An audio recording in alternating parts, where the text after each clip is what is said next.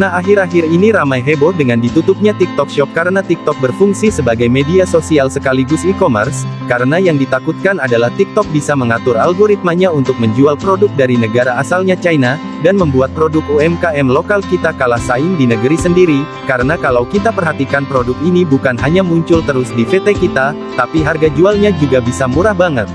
Untuk barang yang harganya Rp100.000 bisa dijual dengan harga di bawah Rp20.000, padahal kalau kita lihat kategori skincare teratas di TikTok Shop, itu adalah produk yang konon berasal dari China, jadi pertanyaannya bagaimana mungkin produk Cina dijual dengan harga murah tapi kualitasnya tak jauh berbeda, bahkan Xiaomi pun bisa menjualnya dengan harga Rp5 juta untuk ponsel RAM 4GB, belum lagi jualan bekas.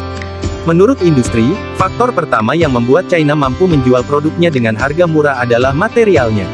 Ketika China memproduksi suatu barang, mereka membeli bahannya dalam jumlah besar, jadi semakin banyak bahan yang mereka ambil, semakin murah harga satuannya dan lucunya, produsen bahan tersebut berasal dari China, sehingga uangnya beredar di negara sendiri dan produknya dijual ke negara yang daya konsumsinya tinggi seperti Indonesia, jadi uangnya masuk ke China. Jadi bahannya dari China, produksinya juga di China, sedangkan dijual ke luar negeri salah satunya ke Indonesia. Memang harga barang China yang dijual kembali di Indonesia lebih mahal dibandingkan harga asli dari China langsung, karena kalau datang ke sini bukan lagi tangan pertama, tapi meski bukan tangan pertama, harganya masih jauh lebih murah, dibandingkan dengan produk lokal di negara kita, maka tak heran jika Anda bisa melihat tisu, furniture, botol minum, harganya lebih murah dan buatan China karena bahannya sampai spare part-nya lengkap, harganya juga murah. Spare part dari tingginya harga material, upah pekerja di China bisa dikatakan murah karena tenaga kerja di sana melimpah dan upahnya juga rendah. Ada engineer yang lengkap, ahli IT, ahli produksi, teknisi mesin dan lain sebagainya. Karena mesin yang mereka gunakan juga dari China, makanya banyak pekerja yang lebih baik. Di negara kita menggunakan mesin produksi dibandingkan tenaga kerja dan tak heran mengapa banyak perusahaan kapitalis asal Amerika yang berekspansi membangun pabrik di China karena kapan lagi bisa mendapatkan tenaga kerja yang murah tapi berkompeten, hal ini sesuai dengan prinsip kapitalisme, minim modal, keuntungan maksimal.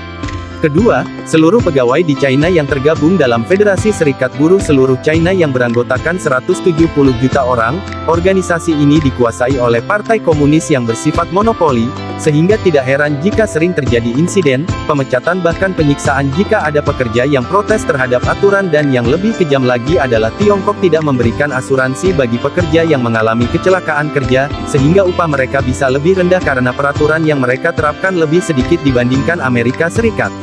Ketiga, pemerintah di sana memberlakukan peraturan perpajakan yang ketat bagi perusahaan asing yang masuk ke negaranya, sehingga pemerintah di sana mewajibkan perusahaan asing memiliki perusahaan mitra Tiongkok untuk mempertahankan kepemilikan mayoritas, sehingga mereka dapat mengambil sebagian besar keuntungan dan memiliki kendali nyata atas perusahaan tersebut.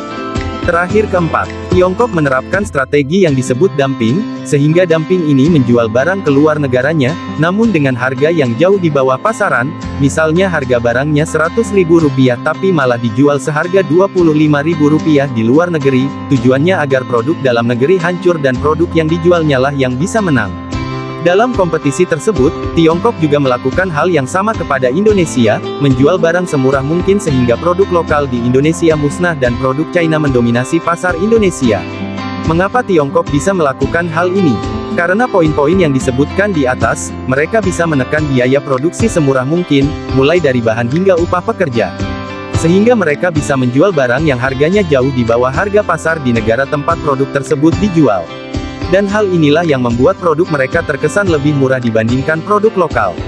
Jadi pertanyaannya adalah, mengapa tidak bisa Indonesia menjual produk dengan harga murah meskipun kita mempunyai tenaga kerja dan sumber daya? Jumlahnya juga melimpah, bukan? Nah, dari penelitian yang saya dapatkan, ternyata ada beberapa perbedaan antara negara kita dengan China, walaupun kita sama-sama mempunyai tenaga kerja yang melimpah, bahkan kita mempunyai sumber daya yang kaya. Pertama, tenaga kerja di sana mempunyai kendali lebih besar atas alat-alat produksi, mesin-mesin tersebut buatan China sehingga pekerja China bisa lebih memahami cara penggunaan mesin tersebut. Kedua, di sana tidak ada buruh yang berdemonstrasi dan ribut meminta kenaikan upah, karena sistem ekonominya sosialisme jadi semuanya diatur oleh pemerintah, padahal kalau buruh di Indonesia permintaan kenaikan upah harus ada, demonstrasi pada tahun 2022. Demonstrasi buruh yang menuntut kenaikan UMP dan UMK tahun 2022 kembali terjadi di sejumlah daerah. Buruh mengancam akan mengambil tindakan yang lebih besar jika tuntutan mereka tidak dipenuhi, dan tuntutan mereka itulah yang membuat banyak pengusaha memilih produksi di negara lain, termasuk di China. Yang ketiga, di sana semua bahannya lengkap dan langsung dari produsen pertama, padahal misalnya, kalau misalnya buka pabrik pakaian di Indonesia, bahan katunnya juga didatangkan dari luar, jadi meskipun pakaian tersebut merupakan produsen pertama, namun bahannya bersumber dari luar. Selain itu, harganya juga harus lebih mahal. Keempat, pemerintah di sana mendukung penuh, sehingga mengatur apapun lebih mudah di sana, sedangkan di Indonesia cenderung lebih sulit karena harus melakukan ini dan itu, sehingga banyak pengusaha yang lebih memilih membangun di China karena kemudahan birokrasi. Di Indonesia ada yang namanya pungli, baik itu dari instansi setempat ataupun warga, padahal di Indonesia kita sudah urus dokumennya tapi masih ada oknum yang meminta uang jaminan padahal iurannya tidak ada. Jadi secara umum China masih lebih unggul meski menjadi produsen pertama, namun bukan berarti UMKM lokal bisa menyerah begitu saja terhadap produk asal China. Faktanya, banyak produk lokal asal Indonesia yang kualitasnya bisa bersaing produk luar negeri.